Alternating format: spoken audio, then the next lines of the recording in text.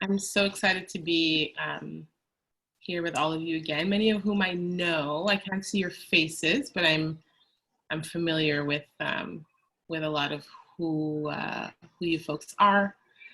Thank you for spending your lunchtime with us today. So as you know, today's discussion will be around youth leadership in building a post-COVID world. We are obviously going through tremendous times right now. And as challenging as these times are, they're also an opportunity for us to collectively reflect on what we want to see on the other side.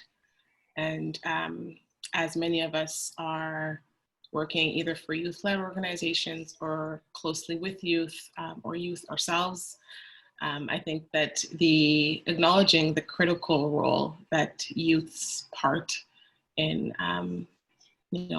social innovation as we move forward is critical.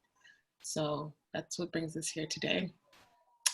I'm going to walk you through a little bit of what I won't say afternoon, but hour or so will be like, and then I will present you to our amazing, amazing panelists who are joining us from across the world to be able to discuss some of these topics together, and then we can dive right in. So I'm going to start with a little land acknowledgement. Oh, hold on. Right, so we have some, do you want to? Okay. So we'll review some Zoom coexistence, so just in general norms of how to function on Zoom. So we'll be recording this webinar and sharing it with youth amplifiers from the project who can't make it.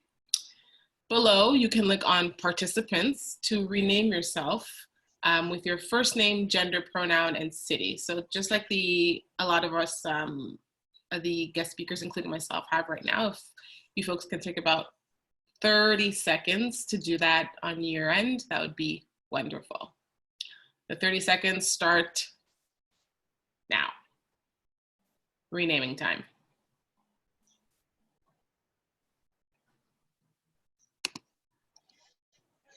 See, I'm scrolling down. Yes. Great, it's coming in. Amazing.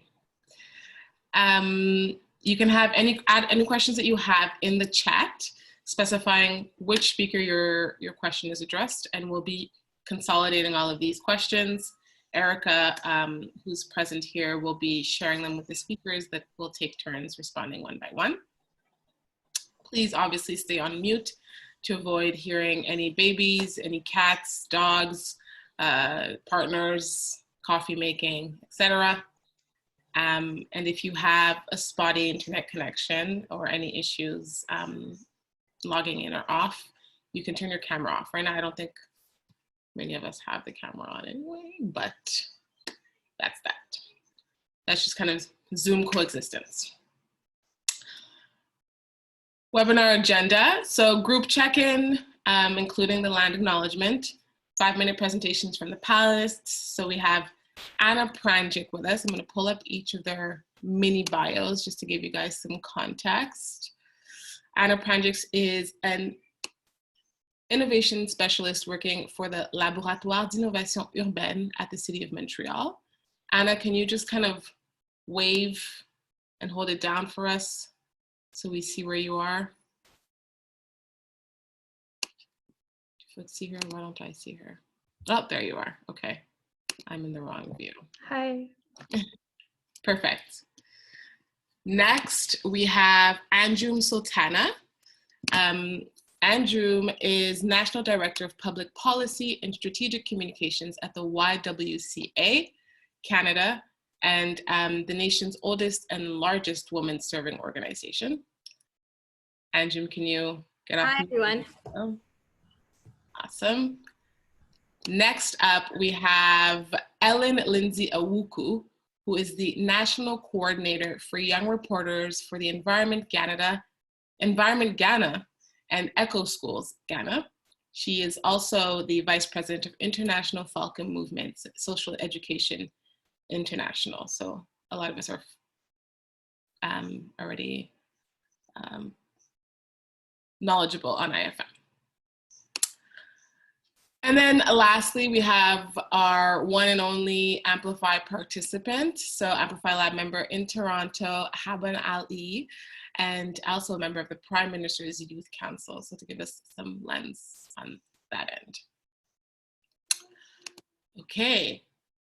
And then we're going to, so I'm going to have a little 5-minute presentation. Well, 5-minute presentation, each of them will have a 5-minute presentation. We're going to have a little chat, questions from participants. So for you folks that you can include again in the chat that we'll pull up. And then we're going to close the webinar with a nice call to action. I was about to say, how does that sound? But you folks are on mute, so I don't know how that sounds. I will assume that that sounds great.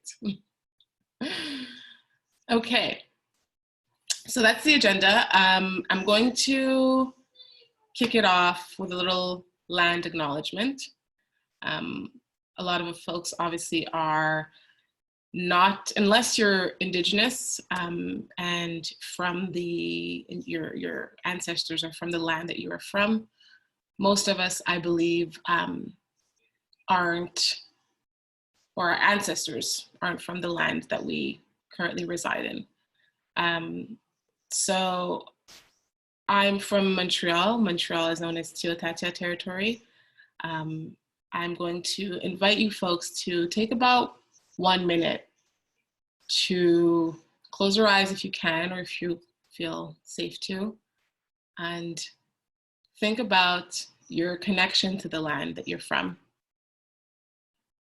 To think about your ancestors, so the first ancestor of yours that landed where you are today, their history, why they came to the land, why they chose the specific land that you're in right now.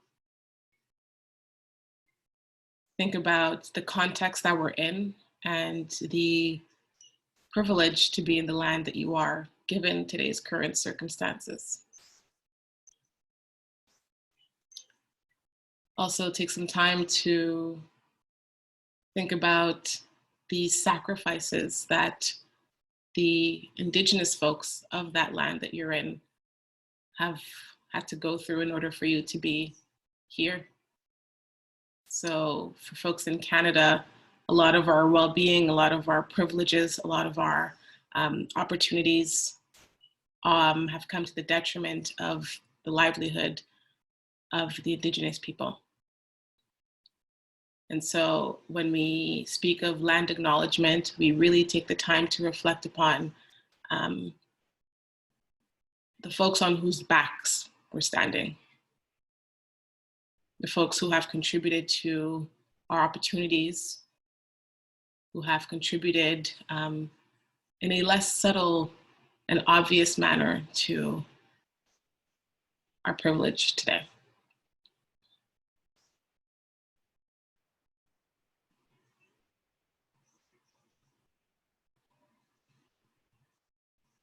Great. And then I'm going to close this land acknowledgement by taking some time to think about how this current context, so your isolation,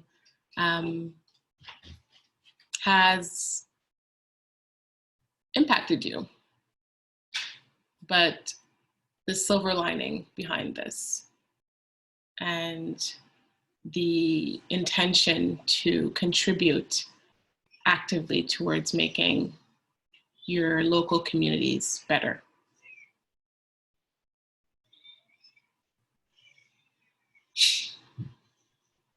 Great.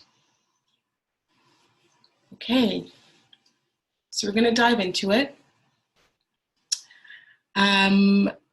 First presentation, I believe we're going to go in order. So as you see the order, oh, wait, nope, before that actually, is the group check-in.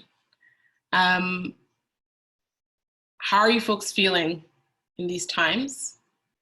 Doesn't have to be positive. You can kind of be vulnerable if you feel called to, but a general feeling of where your head's at today in one word that you can drop in the chat.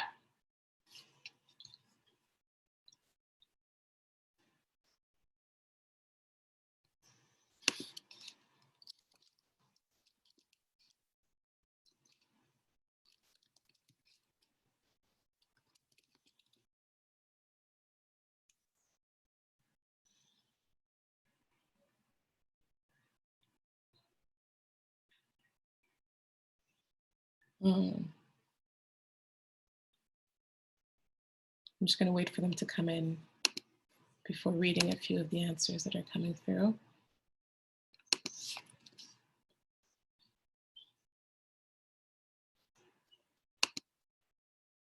Okay, so some answers we have are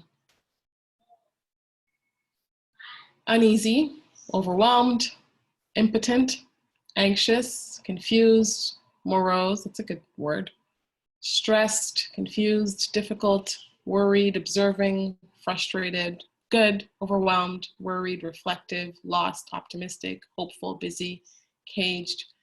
So obviously a plethora of emotions that we're all feeling. However, I like to think that despite the fact that we're all feeling these things, a lot of them heavy emotions, a lot of you showed up today.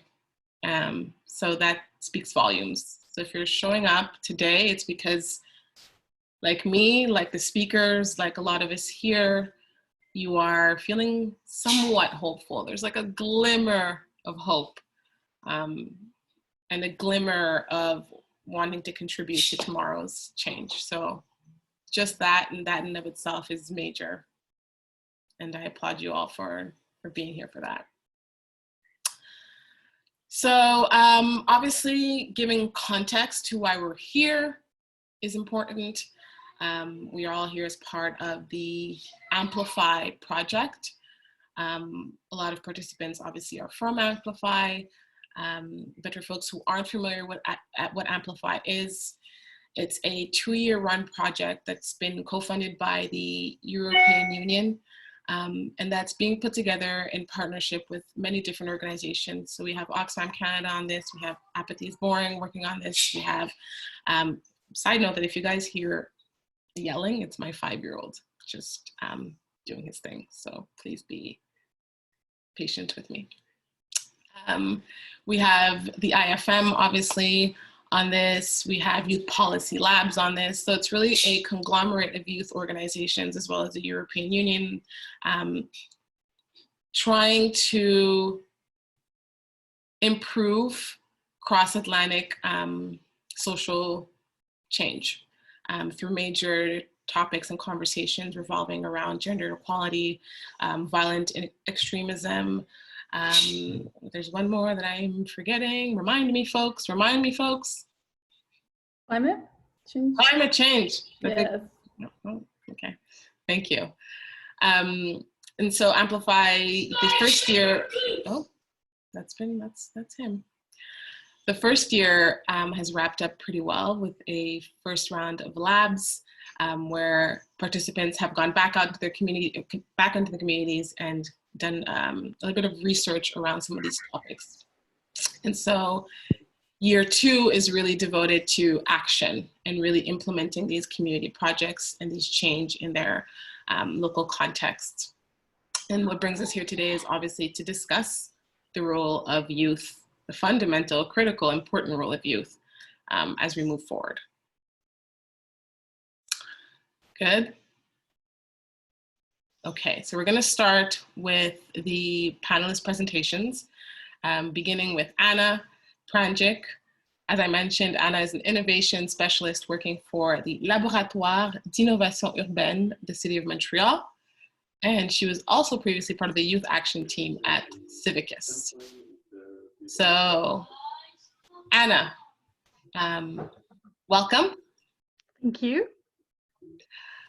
Question for you today, Anna.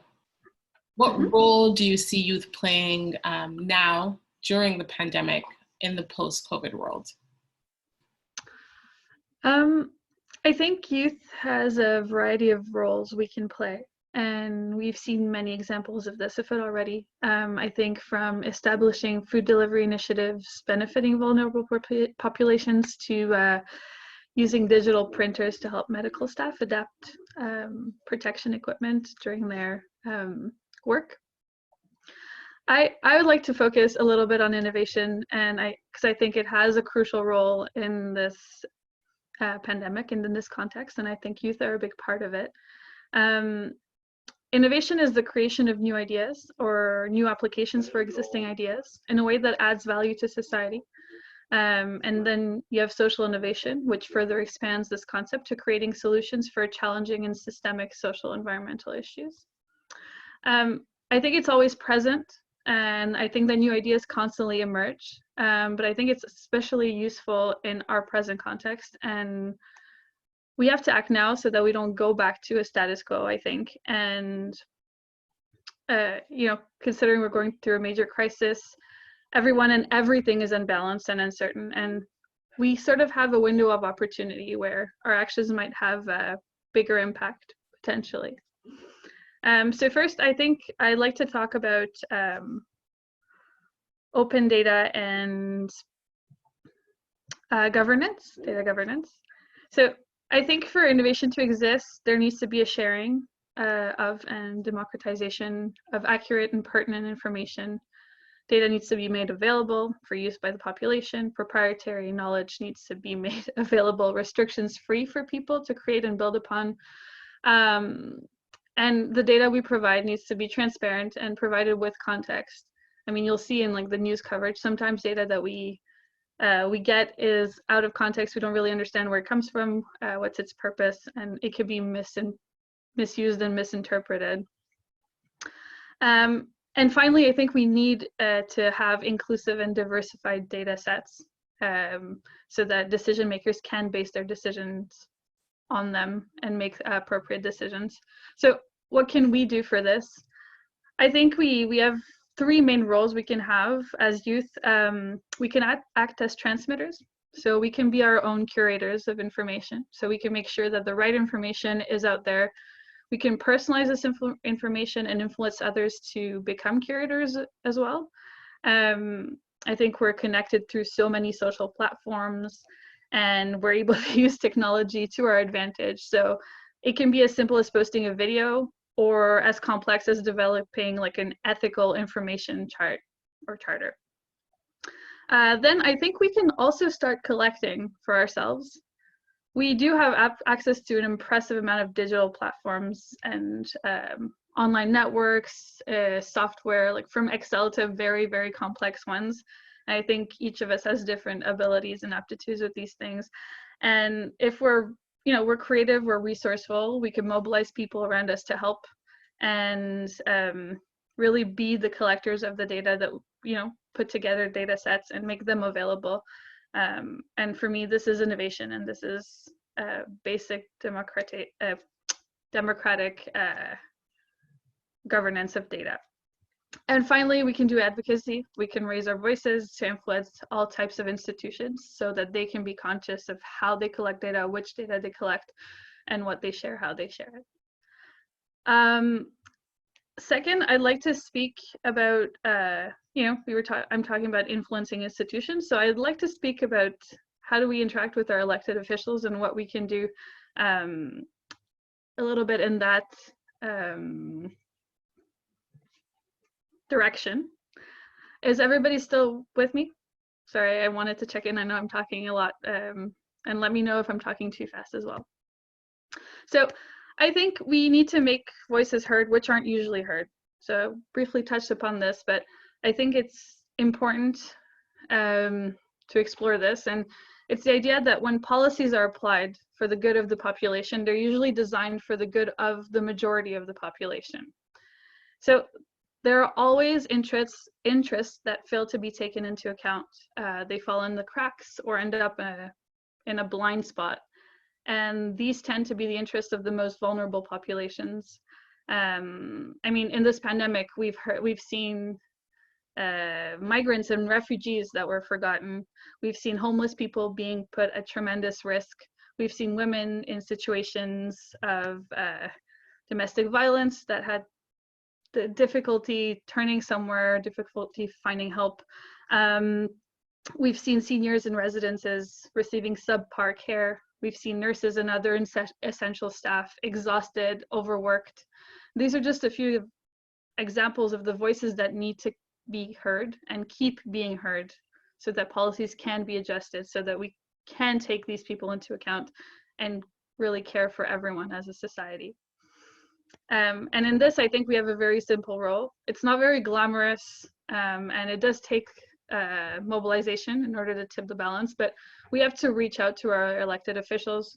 We need to call, we need to write to them, we need to interact with them on social media, challenge them, and then once we're done, we need to do it again. And they are there because we put them there, and we have the right and the duty to tell them what we expect and call them out when we are unimpressed by what they're doing, you know?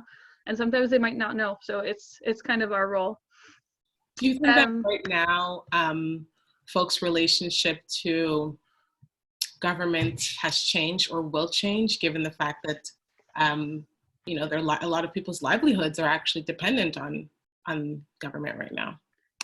I think of course it'll change. I think our perception of, you know, depending on where we live and how this pandemic is being managed in our hometowns or in our countries, I think we have a different relationship to our government and governments.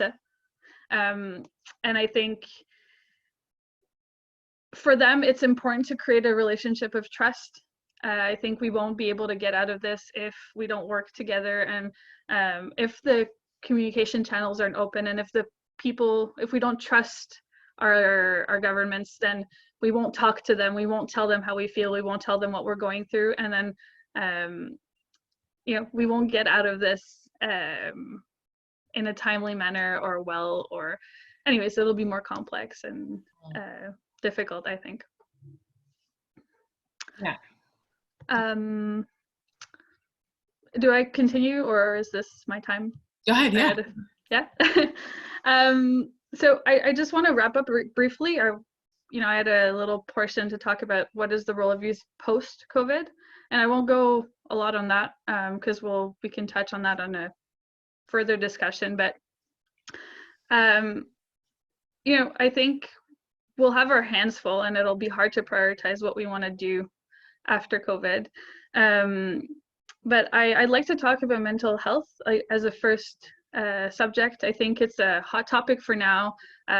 We talk about it, but I think it has to remain a hot topic even after the pandemic fizzles out, or you know, as a society, I think we've been through a significant trauma. We need to take care of ourselves. We need to figure out how this will continue affecting our identities, our ways of living, and our relationship to the world. And I think we need to take care of ourselves and take care of others around us. So that's one thing to consider. I think the next is employment. I think youth across the world are currently the demographic that is most affected in terms of employment insecurity. I think in Canada, we have somewhat of a social net, and some of us are privileged in that sense. But I mean, what about after the crisis? What will the professional landscape look like?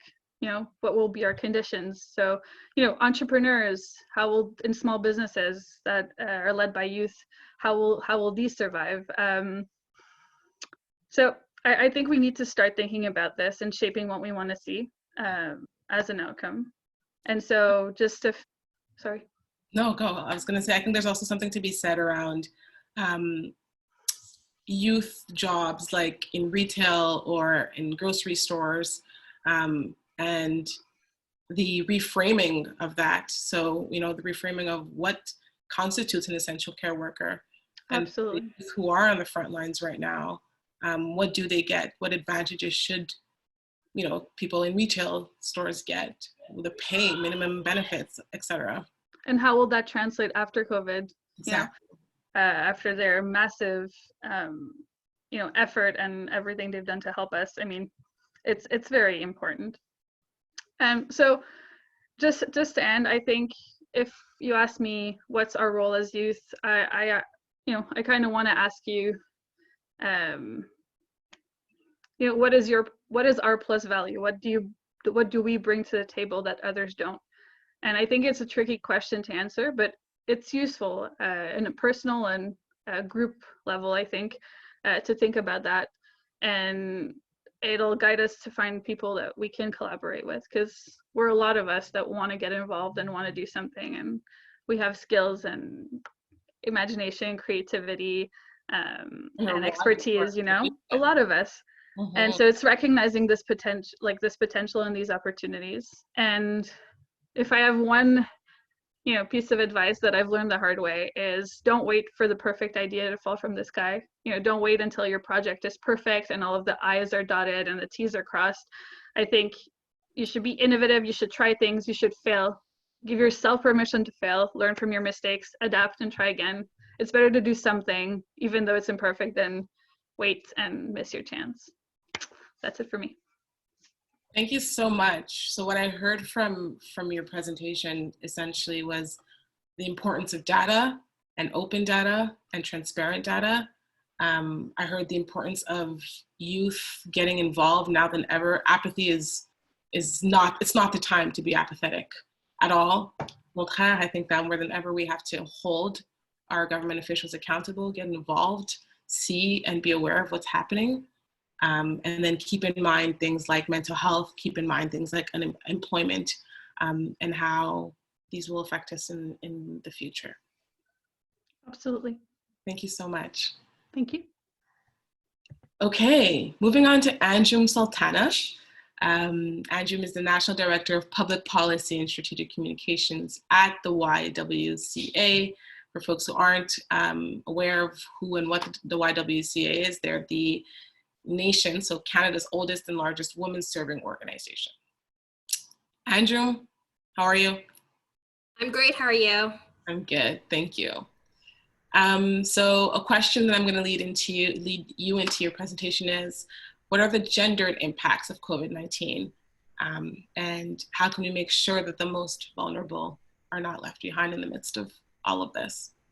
Yeah, and I would like to say, many of the comments that Anna made, these are very crucial, because I think what this pandemic has shown is that there was crises before this pandemic. There were issues impacting young people, women in particular, gender diverse folks before this crisis. In Canada, there was an affordable housing crisis, there was a mental health crisis, there was precarious work that was something that people were really fighting against.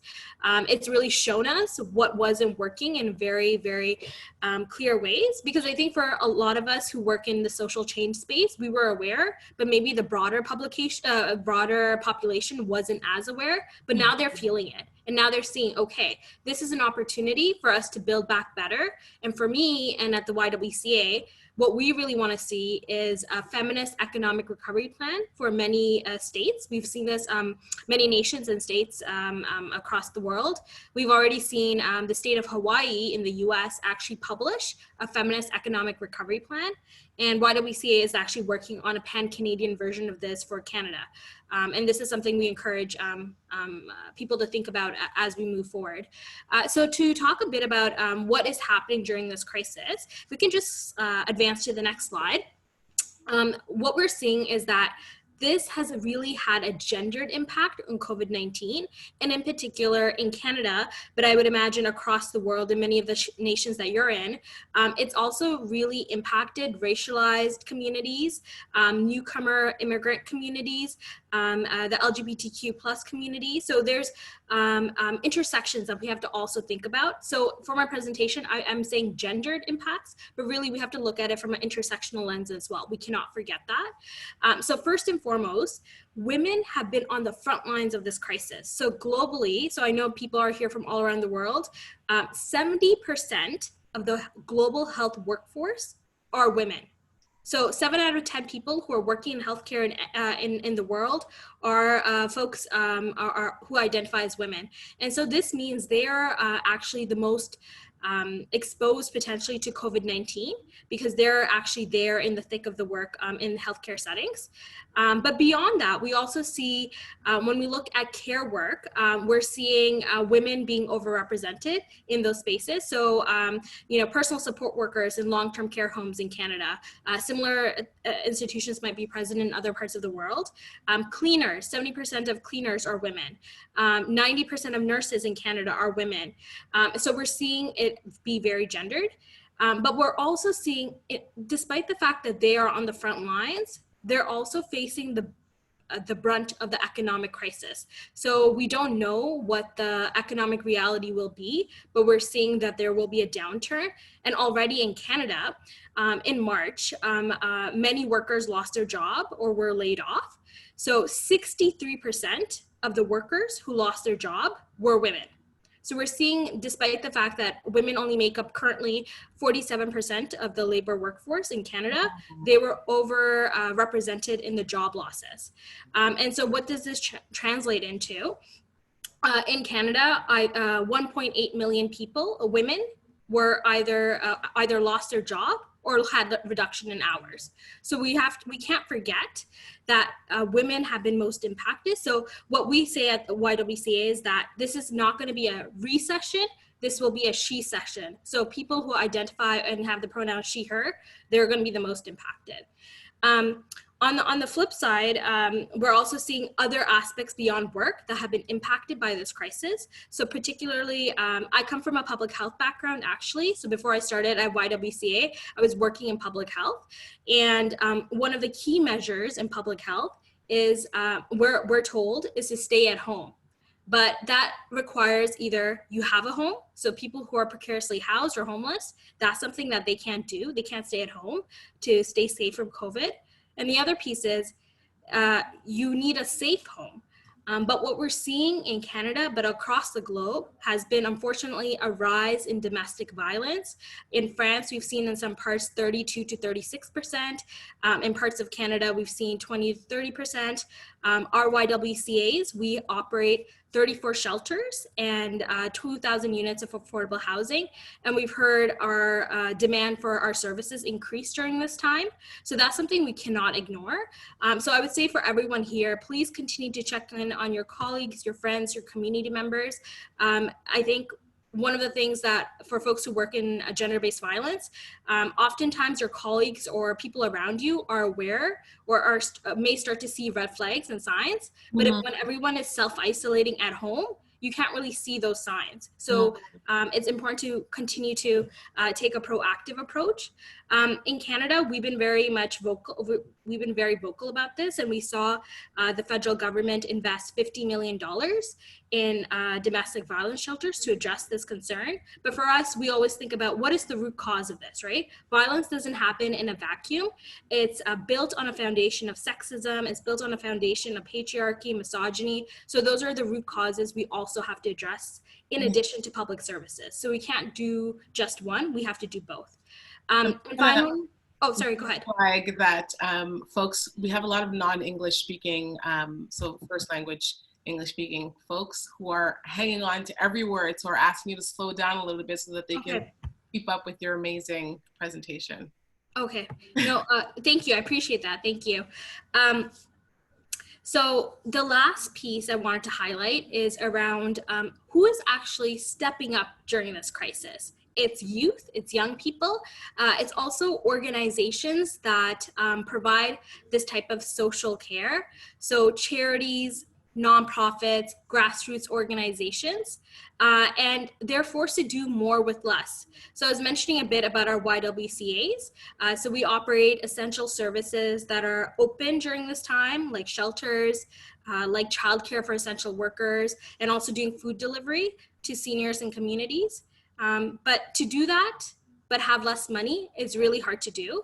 And who is working in these types of organizations? It's primarily women. In Canada, 80% of the workforce in nonprofits and charities are women. So this gives you a sense on what has been the gendered impacts of COVID. And next, I want to share a bit about where do we go? We've been thinking a lot about response and recovery, but I'm really interested in how do we build back better and put care at the core? Because when I think about what is saving us in this crisis, it's our healthcare, it's our social care. In Canada, we've seen a lot of mutual aid networks that have been built up in neighborhoods where, you know, people create a pod, maybe 6-8 families, and they just support each other. So when we think about in this crisis, what has been essential is care. How do we put that at the core moving forward? And also just saying one last piece around, so a lot of essential workers can't go to work if they don't have childcare for their children. So in a way, what we're seeing is childcare is a prerequisite for a strong economy.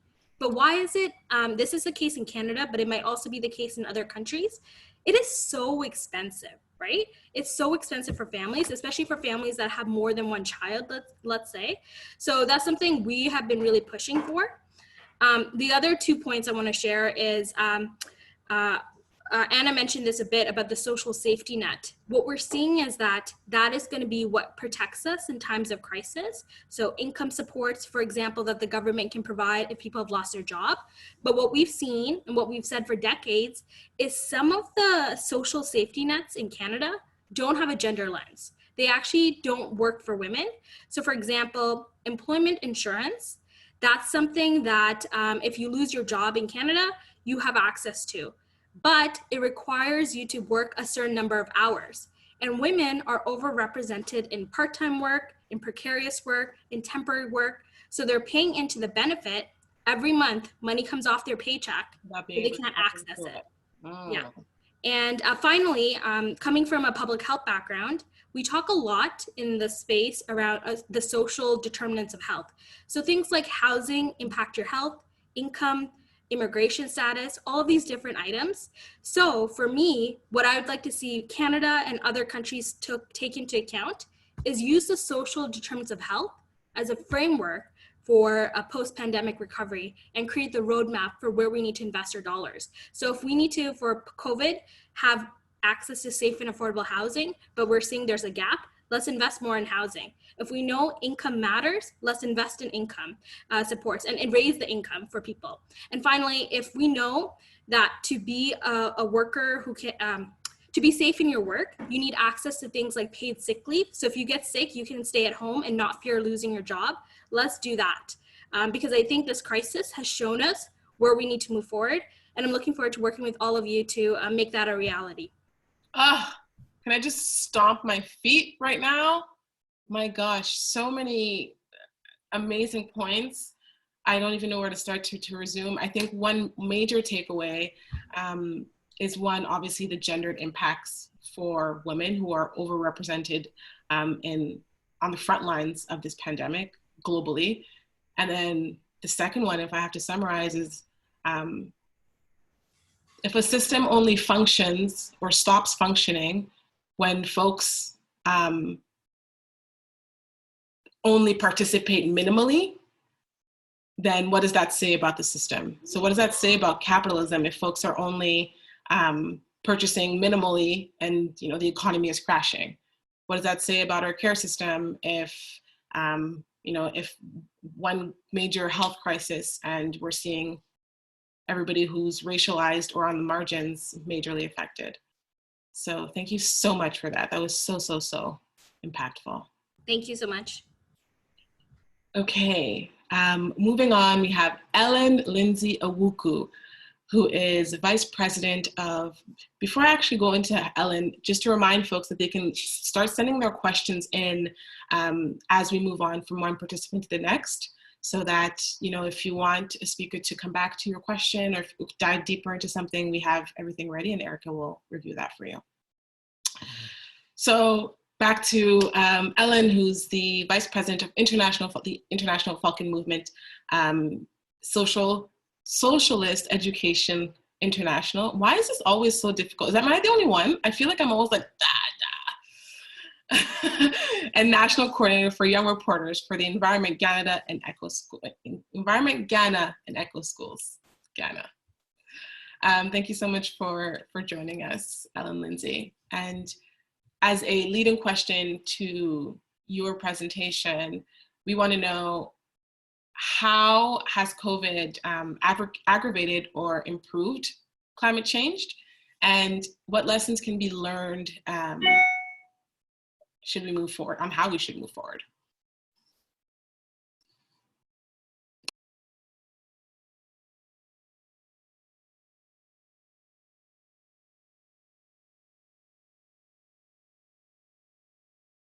You're still muted, so we can't hear you. I know, Zoom struggles. Just start from the top, it's all right. Still muted. Yeah, just a second. There you go. Yeah. Okay, so sorry. So yeah, I cannot for some reason see, yeah. Okay, I have it. All right, so I first want to talk about climate change and whether or not climate change is reality or is just a hoax. The reason is because like we have had people talking about climate change all the time, but we also have like a small section of society that keeps telling us that this is not true and that we are just telling stories and they don't want to pay attention to what is happening. So it's just like you are just playing around and that this is not real. Now, I just want to take us a little into the Earth's history. So Earth, actually, we've experienced climate change over the Earth history like all this while, okay? And since the last 650,000 years, we have experienced shifts in glacial expansion and reduction. And by the end of the Ice Age in the last 11,700 years, we have also seen like the change that has ushered us into the new era of climate change that we are now. But why is climate change so important at the moment? Before, we know that climate change happens when the Earth orbits around the sun, the distance or the variations in the Earth's orbit around the sun actually determines how much energy that the Earth is receiving at a particular point. But scientists at this moment are telling us that the climate change that we are experiencing now is actually due to human activities, due to activities like burning of fossil fuels, like extraction of land use change, like when we clear land for agriculture. We all know, for instance, that trees are responsible for like trapping carbon dioxide from the atmosphere, and they keep this under their roots. And so trees kind of try to like balance the atmosphere. But when we cut down trees, when we go into industrial use and all of those things, like we emit more carbon dioxide into the society. Now the fifth IPCC assessment report tells us that there's a 95% probability that climate change is actually caused by human beings, by human activity. So there's really like no question about that, whether we are the cause or we are not. And where is the evidence in this? For instance, we have like Earth orbiting satellites and technologies that have collected data to reveal signals of a changing climate in the 19th century. And also like in the 19th, I cannot hear you. I'm here now. I was gonna say, can you repeat that a little bit slower, just so that I can like grab that okay, last sorry, I tend to sometimes speak a bit too fast. All right, so I'm saying that here are the evidences that shows that climate change is actually existing, okay? So we have Earth orbiting satellites and other technologies which have collected data to reveal signals of a changing climate. And also in the 19th century, there was also the demonstration that carbon dioxide actually has the ability to trap energy that is radiating from the Earth into space, and also like determine where this energy goes. And so this actually tells us that there is no question that greenhouse gases such as carbon dioxide actually have like an influence in the temperatures on the Earth. Also, like ice cores drawn from Greenland, Antarctica, and tropical mountain glaciers shows that the Earth climate responds to change in what do you call it, GHG levels. In the past, like for example, Greenland, now we have 286 billion per 286 billion per year, and in Antarctica we have 126 billion reduction of ice per year. Now, ancient evidence from tree rings and also from coral reefs, like coral bleaching, like also from ocean sediments and sedimentary rocks, are trying to tell us that the Earth climate change is actually happening at a very fast rate. And this rate is like 10 times more than it used to happen at a pre-industrial era. So these are all evidences to show us that climate change actually exists, and that this is actually not a storytelling thing, and we must actually take it very seriously. Now, let me move on to let me just say some effects of climate change as part of this. So for instance, we have seen the increase in temperatures. These are almost different in certain areas, but of course we have all seen the rise in temperatures across the globe. We have also seen the change in precipitation patterns. This is happening because there's a lot of evaporation when there's so much heat, and when there's evaporation, like there's the changes in precipitation patterns. This also varies from different areas, but yes, this is also there. There's increase in sea level rise, and for instance, we record like an 8 inches increase in sea level rise, and we are all aware of this fact. Okay, for example, if we come to like Africa, for example, I say Africa because normally I come from Africa, and I just want to talk something small about Africa. In Africa, for instance, we are seeing the impact of climate change, specifically in our agricultural sector, because this is like one of the major sectors that we depend on, and the changes in precipitation pattern is actually affecting like our ability to be able to determine when it is raining and which time is good for planting and which time is good for harvest. And also we are experiencing like difficulties with like vector-borne diseases like malaria and even like Ebola. These are related somehow to climate issues or to like environmental issues, and these are really like affecting us in so many ways. What are some of the links between COVID-19 and climate change that has been observed? Yeah, so basically, like there had been a lot of questions as to whether climate change actually is the cause for COVID-19. No, the answer is currently there is no like report or any data that states that. But what is being said is that like for pandemics like Ebola and for other pandemics, it's been noticed that usually this happens from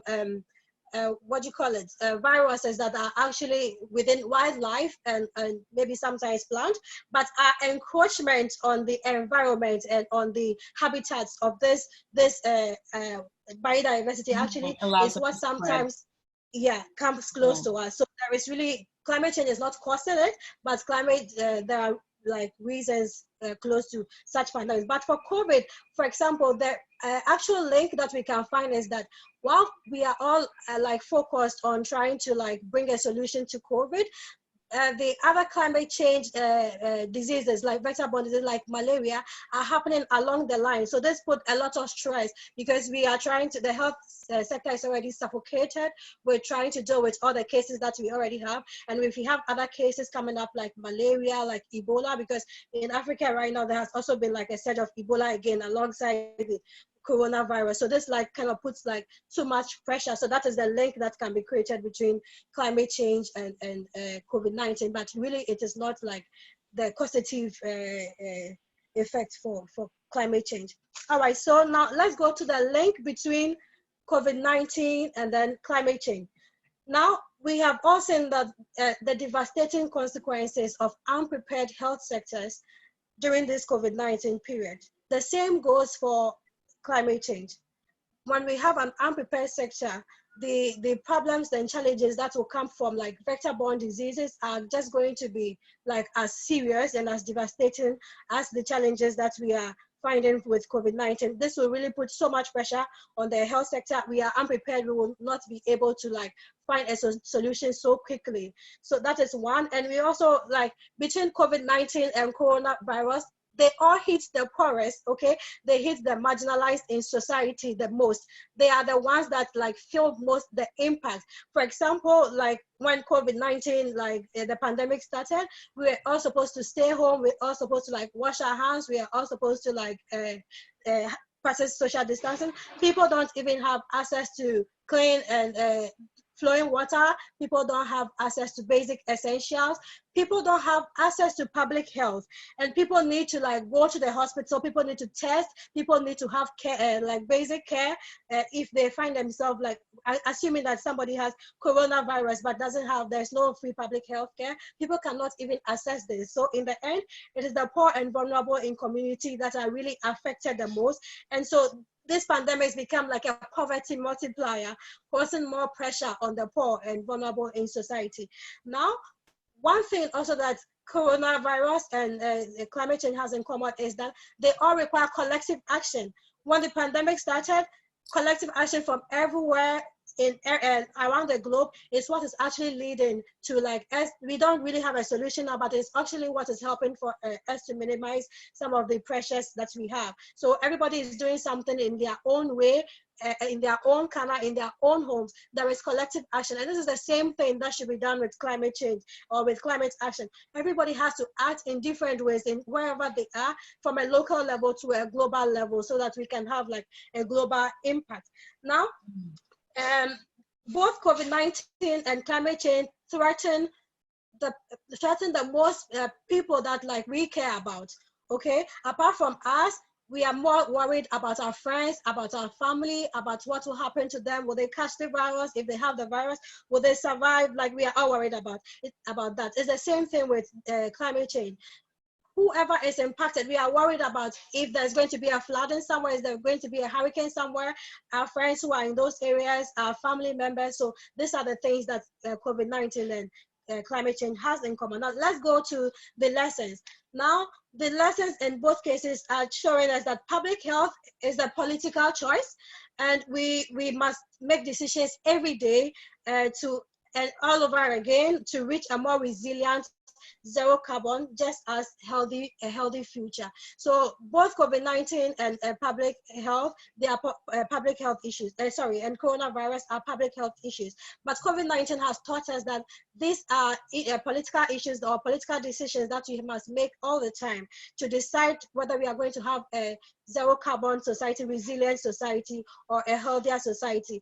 Governments must actually, we must have the political will to decide, just like we decided in every country to have lockdowns and to implement strategies. We must also decide to do this. So climate change is as well a political decision. Also, we must ensure access to environmental determinants of health, such as clean air, such as water and sanitation, because this will like kind of help to like reduce all the effects that we will have from impacts of both COVID-19 and climate change. Now, I have already mentioned it, but collective action is what this era has taught us. This period of coronavirus has taught us the necessity for collective action to achieve a specific like global change or social change. Collective action is very important. This doesn't underplay individual actions, because individual actions actually also contribute to collective actions, but we also have to like understand that in the whole, this actually moves ahead to like exactly to push it forward. And also, one most important thing, early actions actually. Oh, did she freeze for everyone there? Yeah. Okay. Delays. Hi, sorry, I was frozen for a minute. The internet was disrupted for a minute. So early action saves lives. And a delay in responding to clear evidence increases human and socioeconomic threats. So if we had listened, there had been lots of talks about possible pandemics, and if we had listened, we could have like prepared our health system. We could have done a lot of things. Okay, it is the same thing for climate change. We are talking all the time about climate change, but nothing is actually like happening so far. You know, so if we take early action, we are able to kind of like reduce the impact that we have. I think there was something on the previous. Oh, my time is up. Yeah. Yeah, we have to wrap up, but that was Okay. so informative. Thank you. And what I really heard you say was this pandemic has really kind of allowed us to see the parallel between public health and climate change in terms of the individual and collective responsibilities that we have to take action early and to, again, hold our public officials responsible to instituting regulations around some of these things at an early time. So thank you so much. We'll deep dive more with questions.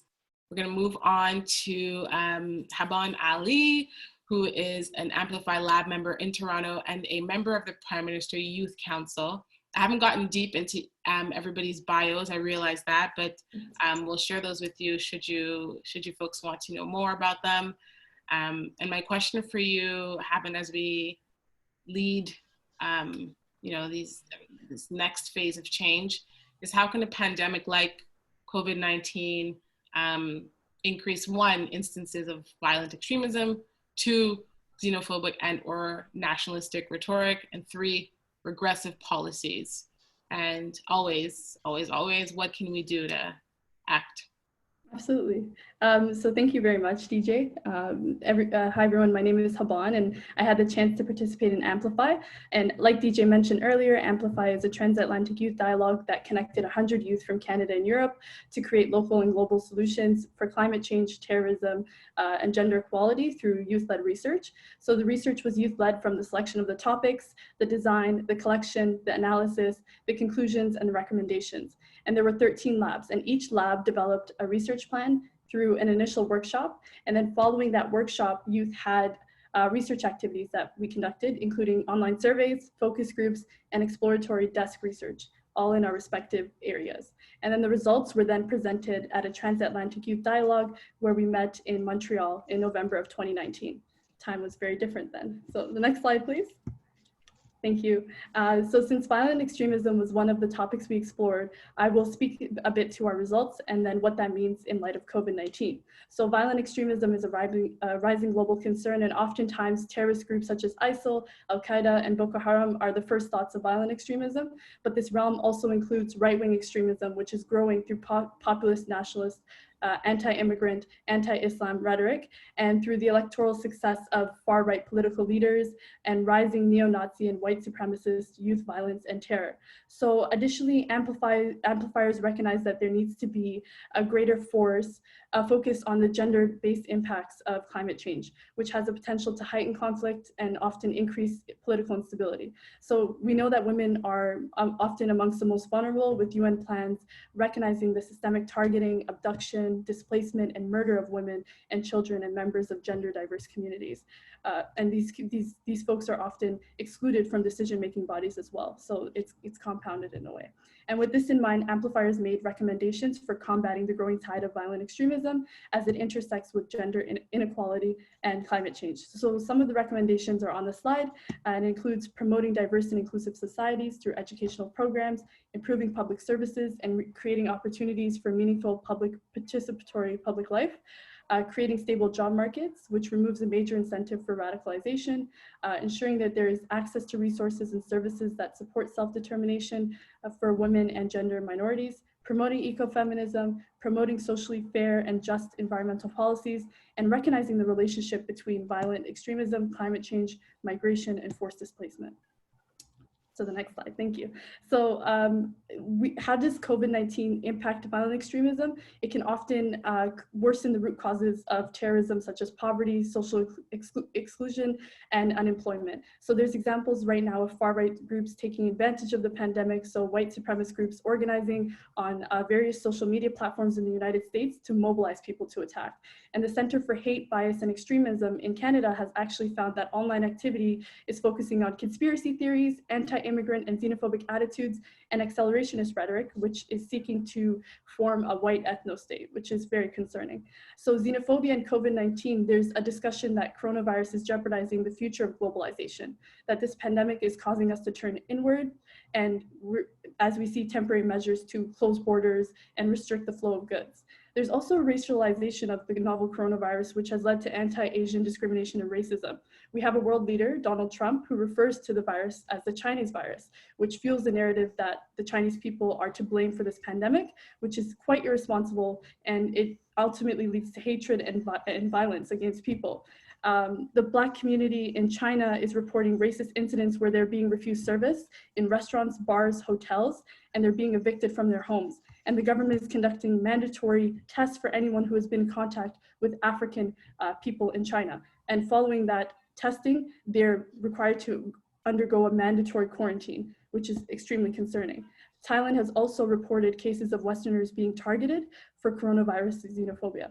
On a local level, I work in a university in Toronto, and we have seen students reporting incidences before the lockdown of being harassed on campus and transit systems, with racial slurs occurring, spitting, and verbal harassment. All of those things were happening and continue to happen, now online.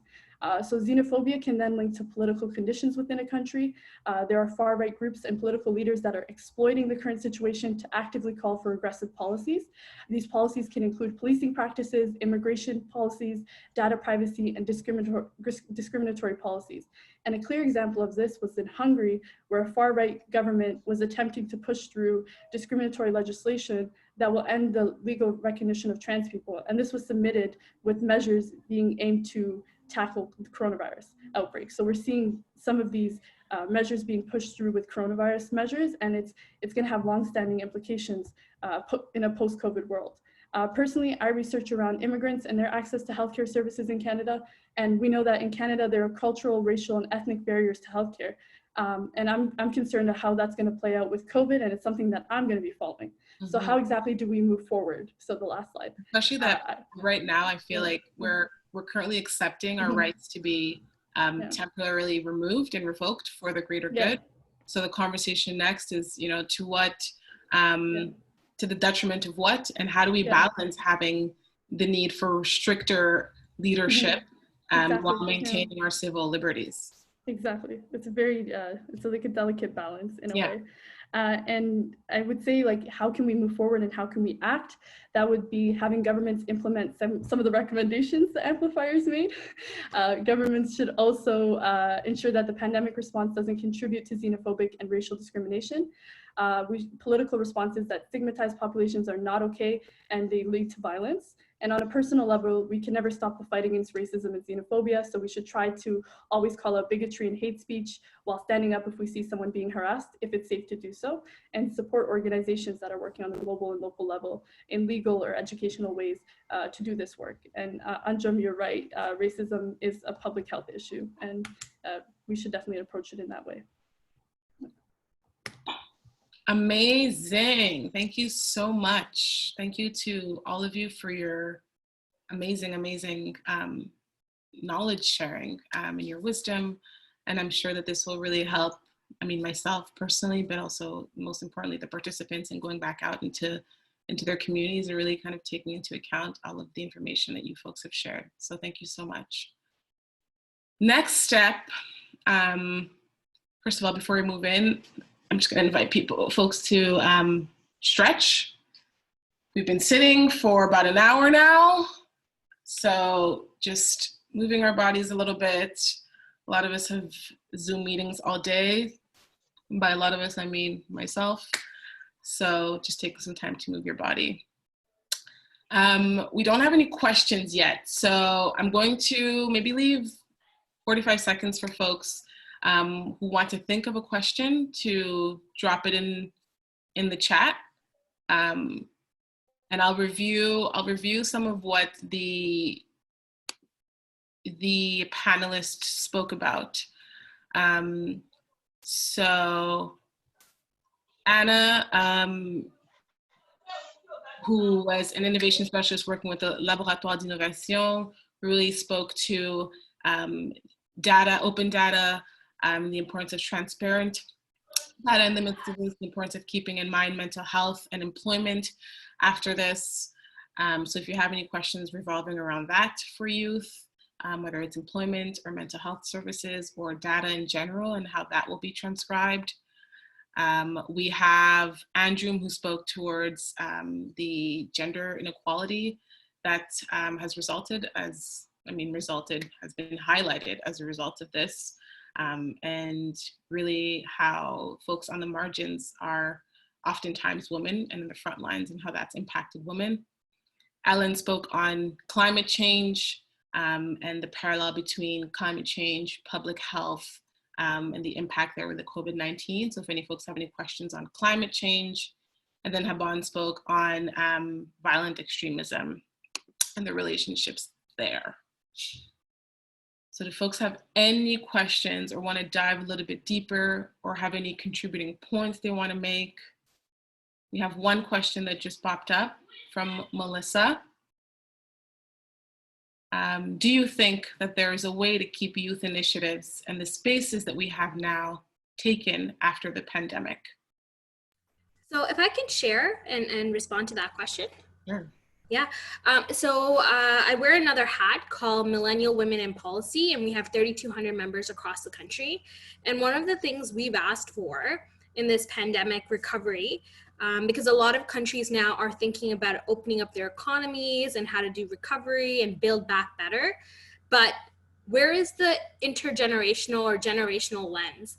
In Canada, millennials make up 27% of the population, so nearly or over 10 million people, but there hasn't been that generational lens. So one thing we've been asking for, and this might be something in your country as well, is to call for a millennial advisory group or a youth advisory group to feed into every country's post-pandemic recovery plans. I think it's really important because similar to climate change, in many ways, this pandemic is a dress rehearsal for climate change. We need to make sure the decisions being made now don't negatively impact us because we're going to be the ones living with the repercussions.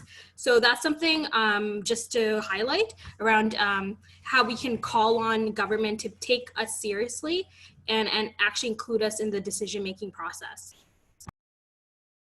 That's a great response. Thank you so much, Anjum. Do any of the other speakers want to add to that? No? Okay. Oh, Anna, did you want to go? Sure. I just saw there was an added another question actually. Anyways. Do you want me to read that one? And did you want to contribute? Yeah. Let's just see what that gives. Great. So second question from Martina in Florence, Italy. Mental health for the workers, nurses, or doctors who keep working during the quarantine should be obligatory. In Italy, this is far from the truth. Are you in Canada more advanced in this?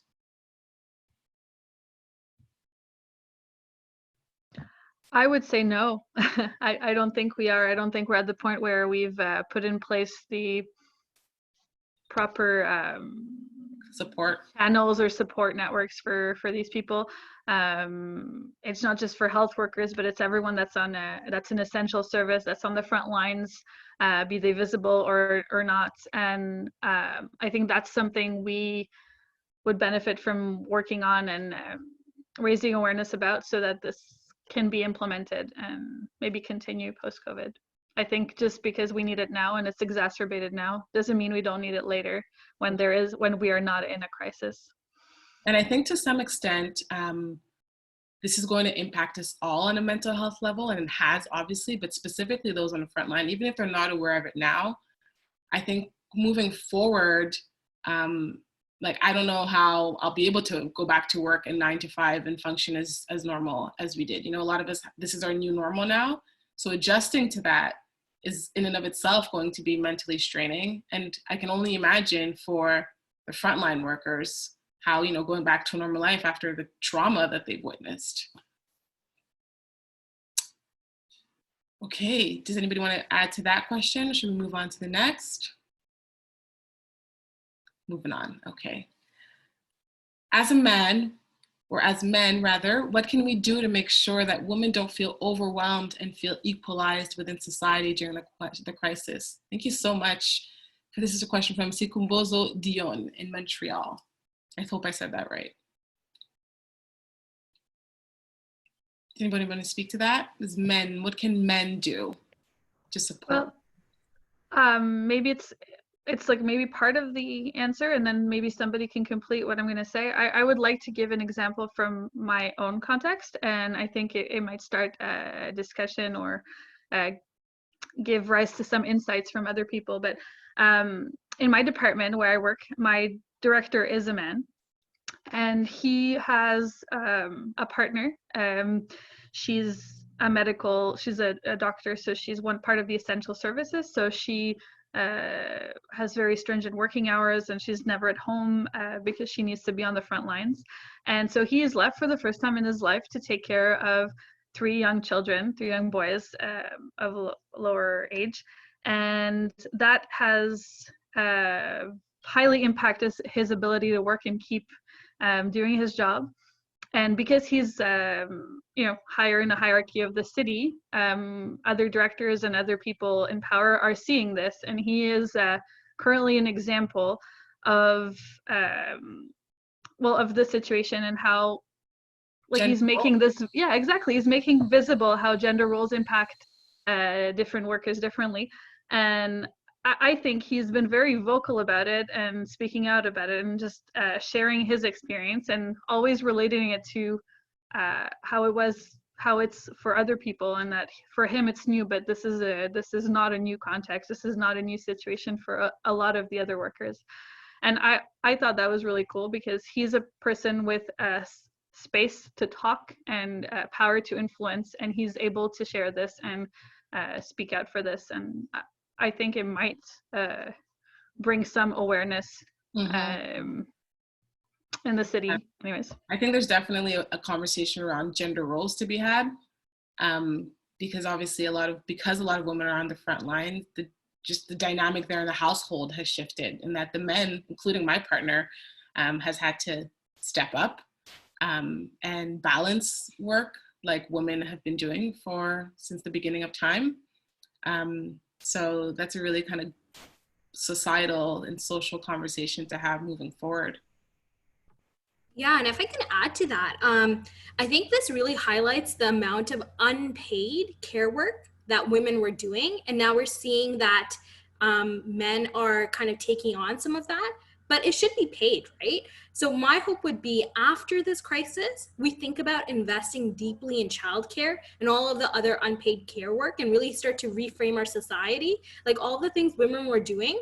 Because like in some ways, we talk a lot about an economic shutdown, but women are still working a lot, but it's not in the traditional, maybe some are at the essential front line, but there's also additional, because in Canada, there's been a lot of school closures, for example. So a lot of my colleagues who have children are now doing their paid work, dealing with all the household stuff, but then also, we were chatting about this, also having to do homeschooling if their kids are school age. So now they're doing 3 jobs, right?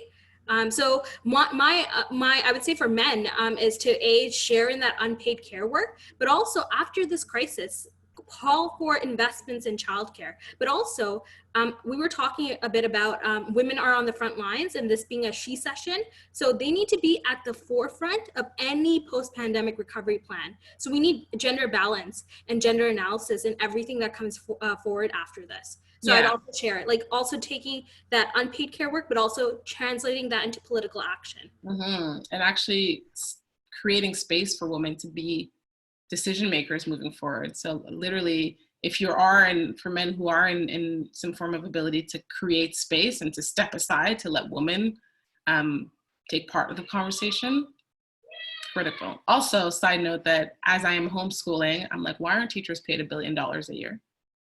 $1 billion a year. Billion.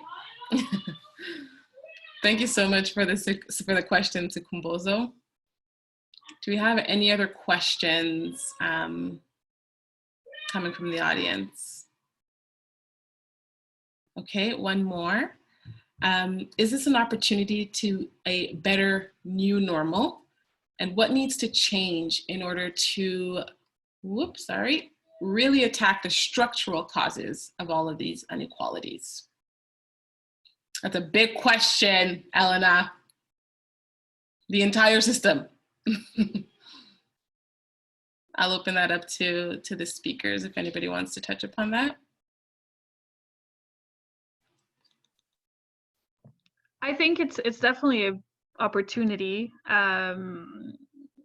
However, the real question behind this is, how are we concretely going to act to make this come about, and in my presentation initially, I was asked to give examples of what we can do as youth in COVID now and post-COVID. And I think we need to share these ideas and to share how we've come together, examples we've seen, people coming together to try and not just influence what's happening now, but think about how to influence a post-COVID, context. So the new normal. How do we avoid going back to the status quo? And I think it's an opportunity, but how are we going to do it? That's the big question.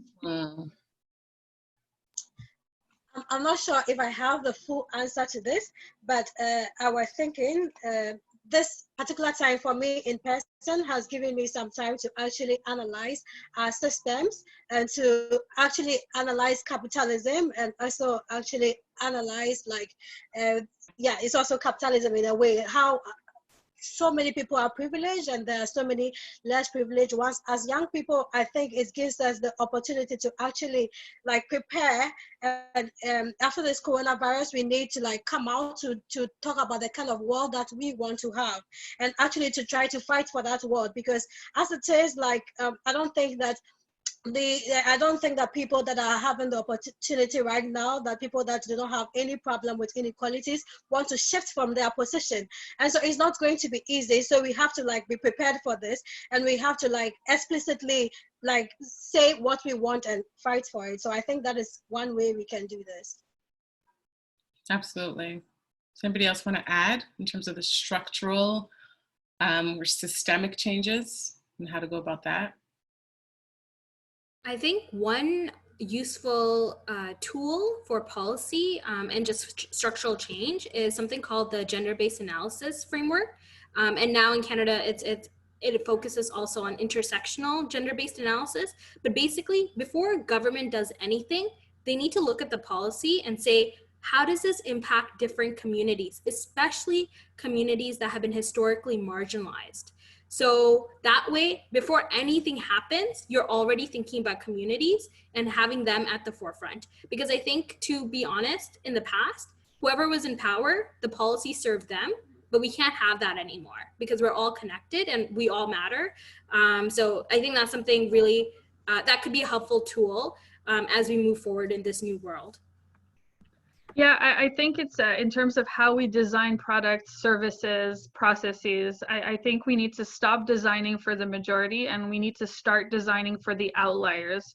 We need to start designing for the people who have specific circumstances or needs, because as soon as we start taking them into account, we will automatically cover the needs of the majority and we will automatically give more benefits to everyone, right, in our design. And an example of this, really, really simple, is how they used to design seats for airplanes. And initially their instinct was to design a seat for, somebody that was 6 feet, this tall, whatever. And then they started testing and they realized that people who were really short or people who were taller couldn't fit in these seats and they weren't safe. So they started designing for people who are really short and people who are really tall, So because automatically that includes the folks who are smaller. Exactly. Got it. So we have one last question from the audience, and from Anne, and that's to Anna specifically. How is the government working with the civil society to collect data?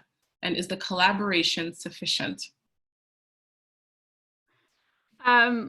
I can speak for, I'll speak for the context I know, and I know a little bit about the Montreal context. And, collecting data is very difficult. And it's very differently done in different contexts. So some places will have better data collection, others won't. It's time consuming, it takes a lot of resources, people who know how to do it. And I think there's always room for improvement. And, in the City of Montreal, we're doing quite a bit of work on this. We're doing a lot of work to open data, make it available, working with citizen groups that are really interested in data sets. They keep writing to us, they keep asking us for data sets, and we keep trying to share. And, they're doing a great job of, sharing these and trying to put data in context. I think we have a very innovative project here at the City of Montreal, which is in the context of Intelligent Cities, the Intelligent Cities Challenge. And in this project, we're working with several different partners in the community. Some are small businesses, others are, non-for-profits, and their principal objective within this project is going to be to collect gendered, very diversified, inclusive data to be able to bring it back to us and funnel it up to influence decision making. But we're still in the beginnings of this. I think there's a lot of work that needs to be done, and we have to raise awareness about how sharing data is really important and making it open and accessible to everyone. I think it's a big part of how we're going to move forward and how we're going to give power to people, you know, over like how we're going to empower people to make their own decisions and to really be informed in order to be able to better open a dialogue with the decision makers and their elected officials. I think there's also what I'm observing as I touch upon more research is the complexity behind obtaining also diverse data from racialized groups, from marginalized groups. A lot of data that's out there, a lot of studies that are out there, you know, they poll 2,000 people. Yes, it's a sample and it's considered representative, but a lot of the folks who take the time to answer these surveys are not racialized. And so therefore that kind of perpetuates, because they don't see themselves in the research, don't contribute to it, et cetera. And there's that never-ending cycle that perpetuates itself. So I think if there's one thing for data collection that needs to be redesigned or innovated, it's how and who and what kind of data we collect. Great. Thank you all so much. So I just want to kind of recognize that there are many gaps in knowledge and many voices that are not represented in this space. And the idea with this conversation wasn't to you know, solve all COVID-19 related problems in one webinar, but really to start being intentional about the reflections behind moving forward together and specifically as youth. So yeah. All right, so we just spent the last hour or so, I believe, exchanging thoughts and ideas about youth leadership in building a post-COVID-19 world. And now it's time for concrete actions. So we encourage you to contribute to continue to have these conversations amongst yourself in your personal spaces, in classrooms, online discussions, you name it. We're also finishing this webinar by amplifying or talking about the Amplify #YouthWant campaign, which is simultaneously being launched online as we're having these conversations. And for those who haven't heard about it, the #YouthWant campaign is an online advocacy campaign that aims to bring youth proposals for systemic change to the forefront of the public debate in order to plan the post-COVID-19 world. So a lot of the conversations that we're having here, through the questions that you're asking, the conversations that we're having, the #YouthWant campaign is really kind of designed to pull a lot of your recommendations and really present it in terms of like a policy change. And so from April 30th, which is now, to May 28th, 2020, youth from across Canada and Europe will use Amplify's Instagram and partner organizations' social media to have, or to share rather, evidence-based recommendations to address climate change, gender inequality, and violent extremism, obviously as they pertain to COVID-19 right now. Oh. And for now, we're inviting you, as soon as this webinar ends, to first go to the Amplify Instagram, which we'll drop in the chat. It's @AmplifyYouthVoices. Sorry, my 8-year-old brother. And then like the first publication of the campaign and share it. Like, we would love to see you all sharing it, and you can share the post on your personal or organization's Instagram story account. We also invite you to share this post with your friends and networks or any other personal or organization social media to spread the campaign. So throughout the month of May, we will ask you to keep liking and sharing the Youth Want posts coming from Amplify's Instagram, and to also create your own messages with the blank template provided in the campaign kit. Great, so I'll share the kit available in the chat now. But when we talk about collective action, these are the types of initiatives that we need to push forward and that we need to kind of get sharing, that we need to talk about. Oop, sorry, that led me to the wrong page. So I invite you all to also, in the importance of using the #YouthWant so we can track your recommendations. Okay. And it's very important not to forget to use the Youth Want and Amplify Youth Voices hashtags in every. Well, we're gonna let you guys go. We can follow all of our amazing, we're sharing more information in the chat also for folks who really want to get involved there. We invite you all to do it. Thank you so much to our speakers. I think you can follow them all one by one. If you guys will also want to drop your Instagrams handles or Twitter handles, or where folks can continue these conversation. We hope you enjoyed this. We hope it was fruitful. Thank you guys for all your work, and stay safe, stay well, take care of yourselves. And thank you for amazing moderation. Thank you. Bye, everyone.